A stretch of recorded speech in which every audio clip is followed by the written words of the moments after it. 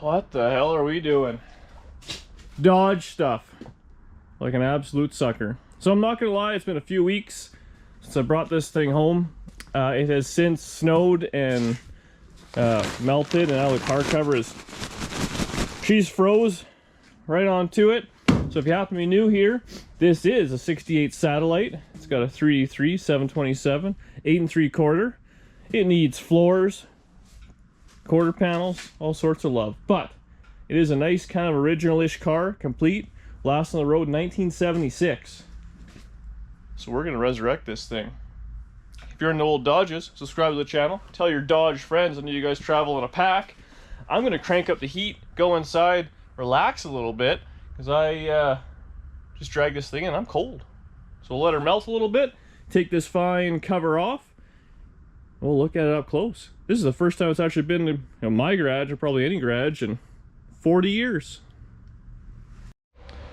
Well, we defrosted the top. I'm going to crank the heat and let it sit. I don't think I'm going to work on it today. Let it warm up overnight. I mean, this thing is needs a little bit of love. Floors, quarters, all that stuff. But tomorrow, what I'm excited to do, so this thing, like, it had that 3D3. Oh, I popped the hood on this thing. Oh, that's embarrassing. Yeah. I still got it. No, I don't. Oh, double lash, stupid Dodge. So anyways, we got this fine 3D3, which I bought sight unseen, and the guy told me it was good when I go pick it up and whatever. It's a little seized. So anyways, before I put it away, I actually filled it full of diesel oil. So I'm optimistic, but in reality it's probably gonna have to come out. So I think the first thing will happen, we'll mess with that. If it cracks loose, great. Otherwise, we'll be pulling that motor right out. I put a new master on it at some point. So it does have brakes, actually. Front brakes, I think, no back brakes. I forget what I all did here. But I gotta get it up in the air, pull the wheels, see what it needs, you know, get on Rock Auto, get the brakes done, if it needs any suspension pieces, get all that kind of sorted. And then motor, metal work, and I don't know, should I leave it ratty and patinaed, or put this one in a real color maybe? I don't really know. The rest of the body's actually not too bad. And if this 383 is complete junk, I got a line on a mint small block Ford. So what do you think? Ford in a Dodge? Or will you guys lose your minds? Let me know. But otherwise, I'll see you tomorrow. I've had enough. So it's the next day. I felt a little bit motivated, so I was working on the cars for a little bit while I had the old ready heat going, so that's too loud to work with. I actually haven't done much, but I did hook a little booster pack up to it. So the motor, before I put it in storage, I did kind of fill it up with diesel, and I was optimistic it would be good, but I put a bar on it, and it's not happy, and she's seized. I pulled the valve cover off. It's not, I mean, it's, I don't know, rusty, like there's surface rust stuff on it, but it's not like it's at the bottom of the Titanic or nothing, so I don't know. We'll see. Anyways, my plan, I guess the motor and trans is coming out. I never actually installed it. I think I just slapped it in there. I think it's sitting on the mounts, but there's clearly a ratchet strap on it, so I doubt it's bolted in properly. Yeah. So I think the car's in backwards, which is a bit of a nightmare. And man, these Dodges are long. So I'm thinking if I can push this thing all the way, clean some junk out, jam it all the way between the drill press and the bench, then I can maybe have enough room. I won't have to be outside too much when I pull the motor trans out. Anyways, motor trans out, and I get the motor on a stand, jam the transmission. Oh, I actually have another transmission. I forgot about that. Dodge stuff. Do that. I also, before I get too crazy, I want to take all the seats out. So I just jammed it all in here. Seats, back seat, get the bumper, all that. I'll put it in storage in the basement or in the shed or something like that. And we'll kind of get jamming. So I think motor trans out, get that out. Then I want to start looking at the floors. I ordered the front floor patch. So this thing, it rusted like just right through in the back. And I'm thinking what happened is probably water got in right here, sat on the carpet, rotted it, and there you go. Because underneath the braces are all still good. So I should be able to kind of just section out the floor, get all the pieces I want, and then clean up all the bracing, plop the new pan on, and spot weld it or whatever it is, plug weld it all together. And I guess a solid weld across the back and the front. It'll have a new floor in it, which will probably be easier to do that with the transmission and all the drive line out of it, I'm thinking, just because you're working on it. So I think that's what we're gonna do today, is strip this thing down. Nothing like stripping for Dodge parts.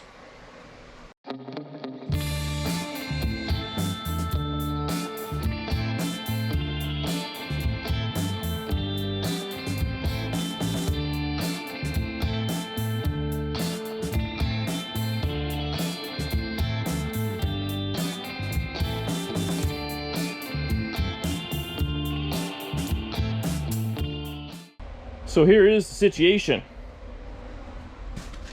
The front floors, yeah, they're a little holy for sure. But again, the side, the cross bracing and all that, and the torque boxes were all mint, and that's what I liked about it. So like I said, it rusted from the top down.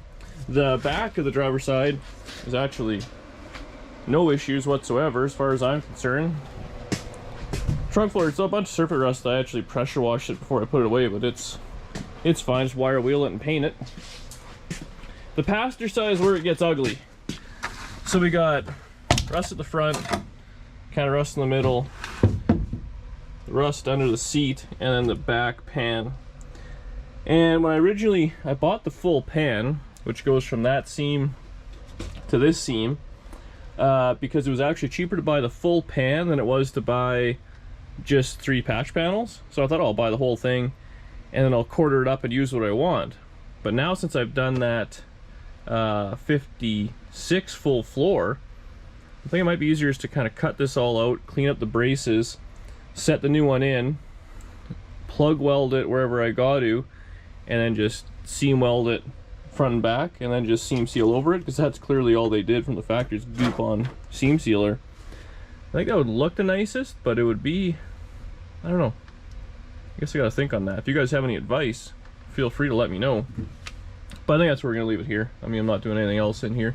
Just getting the junk out, got everything in storage. Up next, clean up a little bit, push this thing back, and maybe put the nose in stands, up on stands, I should say. And we'll get under it and see what the hell I did last year, because as I recall, I did everything in the driveway. I for sure did everything in the driveway. And now I had the city called on me because I was doing a full motor transmission swap and making a hell of a mess in the driveway, and the neighbors didn't like it. Now it's all coming back to me. So I think I put it back together in anger and then put it in storage. So I'm in a good mood today. We'll see how it goes.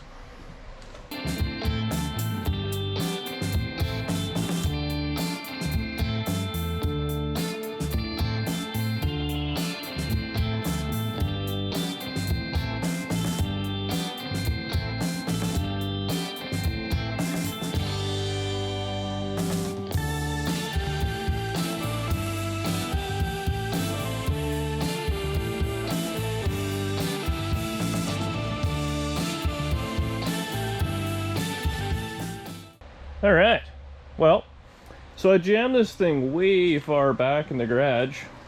Actually worked out pretty good. So we don't have a lot of walking around room back there, but man, this is nice. See, this is what I really need. If the garage had this much room in the front all the time and the same amount in the back all the time, and then just like 6 times as wide, we'd have a nice little shop in here. But hey, you gotta work with what you got, right? So, luckily, I guess I just left the chain on it and everything out of anger when I had it. And it looks like it's sitting on the mounts, but nothing's bolted down. Underneath, I put these are funny, the transmission cross member is just kind of 4 bolts. So I know I have that in there, and the tail shaft just kind of sitting in there, so I gotta zing those bolts out. And then the transmission should just be hanging, and we can yoink her out. Yeah. I think when I did this before, I actually had to have it off the stand, so I might just get under there, take it all apart, let the motor kind of dangle, and then drop it down and then hoist it out. But you'll see that next, whatever I decide to do. It should be a good one. Or terrible, either way. It'll be, that's what we're doing today.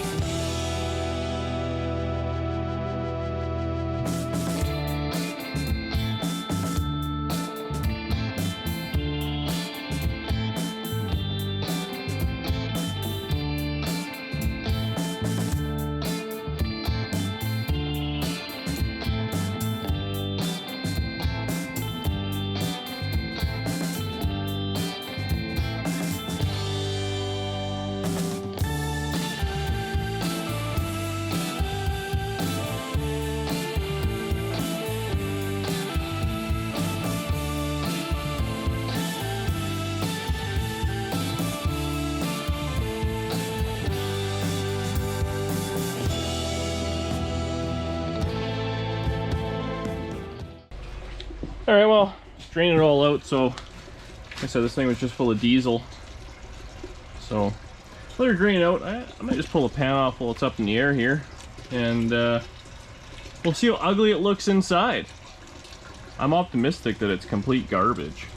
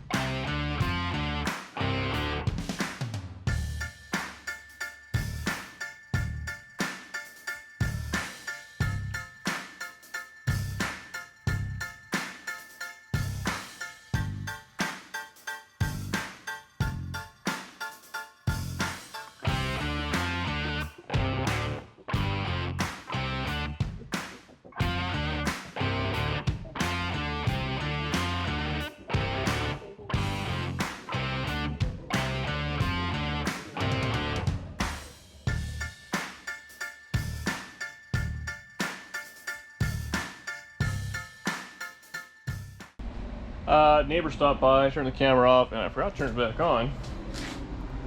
But I got the transmission and motor separated.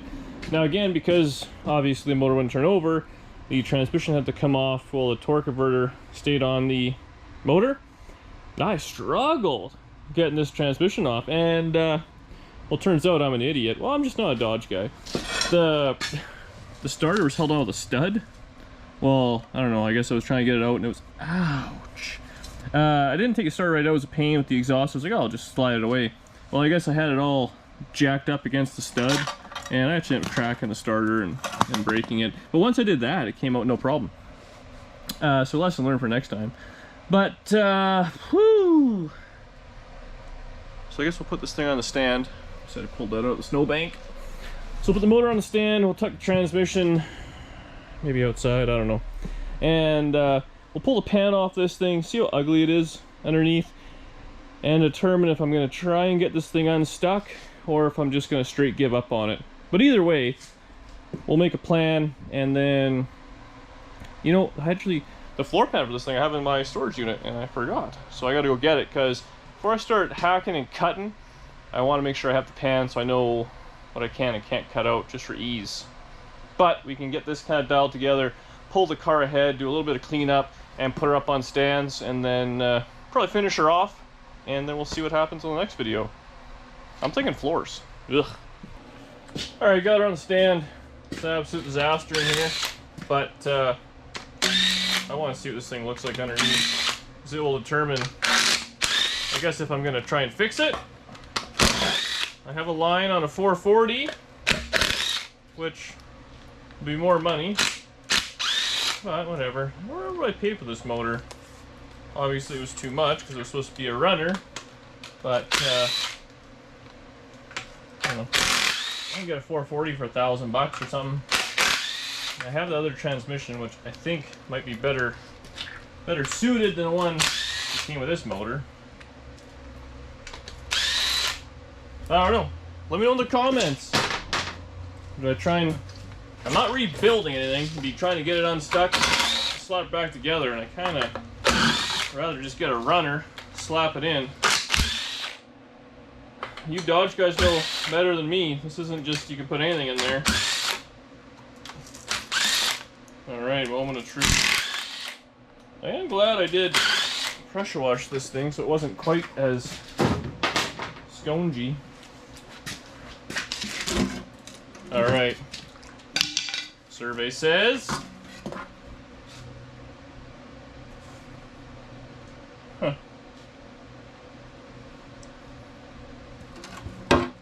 Well...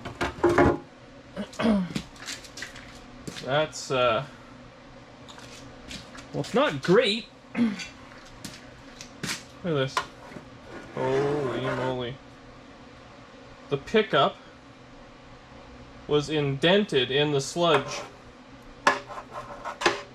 This thing must have, huh. They didn't invest in too many oil changes, that's for darn sure. Holy moly.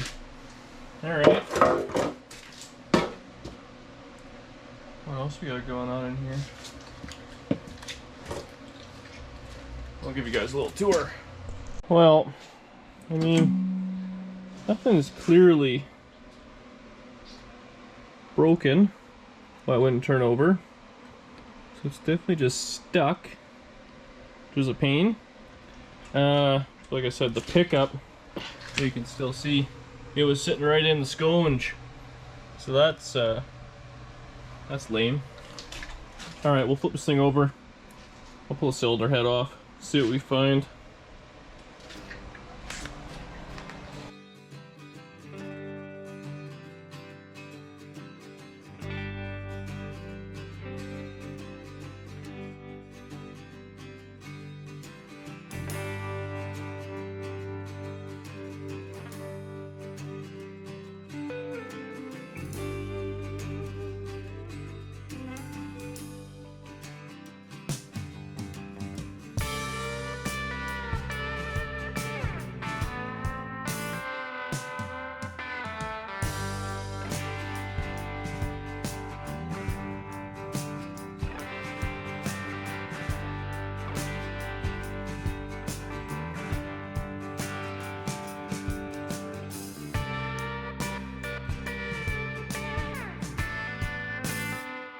Well, I wouldn't say things got better. So, I mean, the amount of sludge in the pan, that was kind of tough to take.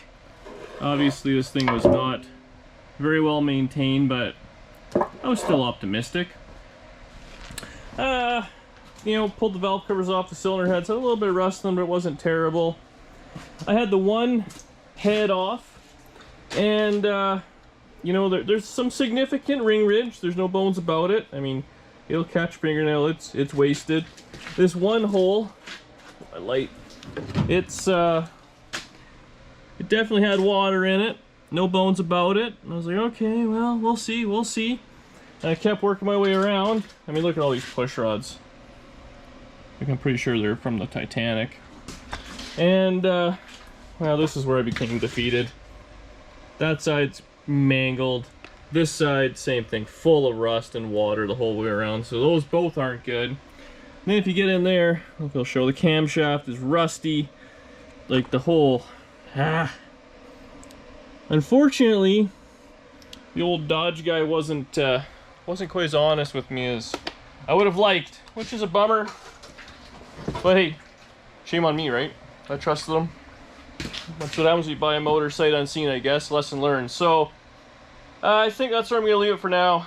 I'm defeated. Go and have a little supper. I think I'll just clean up on my own and start hunting around for another motor. But in the meantime, at least we know where we're at. If this could have been fixable, I would have been doing that, but I think it's kind of passé. I'll keep it all, put it back together. I mean, it's a good buildable motor, obviously, but I was hoping just for a runner to put in this thing, which is simply not the case. So I'll clean that up, get a little degreaser out here because it's trashed, start putting stuff away, and then we can get started on the floors or quarters or whatever we decide to do on this. I do have to roll it ahead yet. Probably be the next video when I start doing the floors. I want to take it all apart because I got to measure for brakes, see what all it needs, see what it needs for a front end, get all that stuff kind of on its way ordered, you know? I'll go from there.